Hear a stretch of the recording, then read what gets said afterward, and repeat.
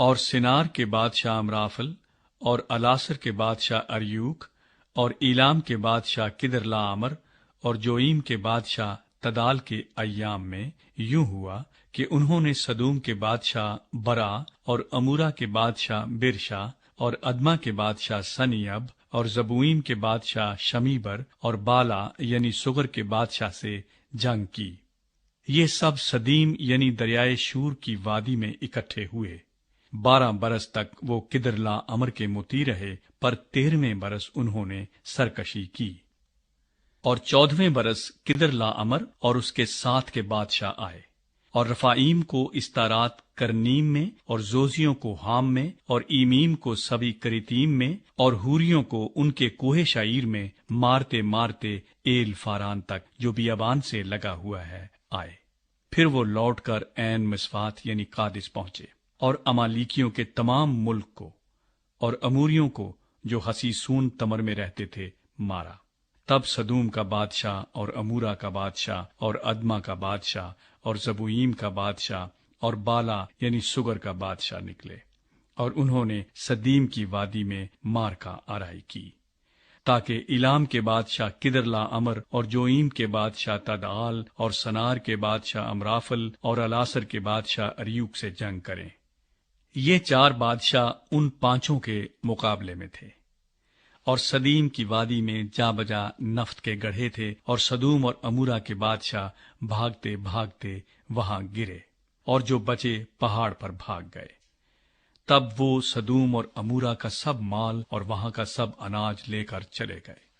اور ابرام کے بھتیجے لوط کو اور اس کے مال کو بھی لے گئے، کیونکہ وہ سدوم میں رہتا تھا۔ تب ایک نے جو بچ گیا تھا جا کر ابرام عبرانی کو خبر دی، جو اسکال اور انیر کے بھائی ممرے اموری کے بلوتوں میں رہتا تھا، اور یہ ابرام کے ہم عہد تھے۔ جب ابرام نے سنا کہ اس کا بھائی گرفتار ہوا، تو اس نے اپنے 318 مشاق خانہ زادوں کو لے کر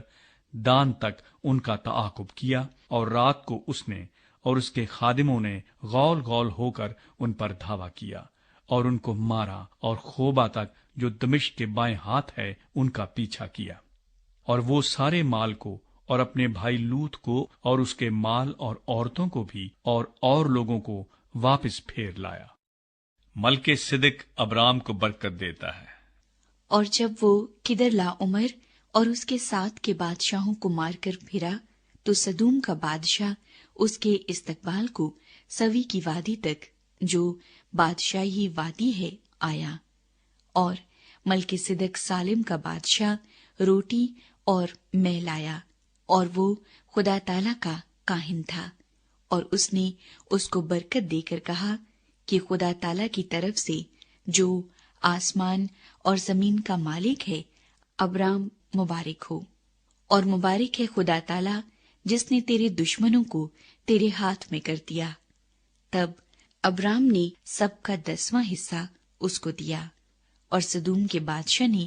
ابرام سے کہا کہ آدمیوں کو مجھے دے دے اور مال اپنے لیے رکھ لے۔ پر ابرام نے سدوم کے بادشاہ سے کہا کہ میں نے خداوند خدائے تعالی آسمان اور زمین کے مالک کی قسم کھائی ہے کہ میں نہ تو کوئی دھاگا، نہ جوتی کا تسمہ، نہ تیری اور کوئی چیز لوں، تاکہ تو یہ نہ کہہ سکے کہ میں نے ابرام کو دولت مند بنا دیا، سوا اس کے جو جوانوں نے کھا لیا، اور ان آدمیوں کے حصے کے جو میرے ساتھ گئے۔ سو انیر اور اسکال اور ممرے اپنا اپنا حصہ لے لیں۔ خدا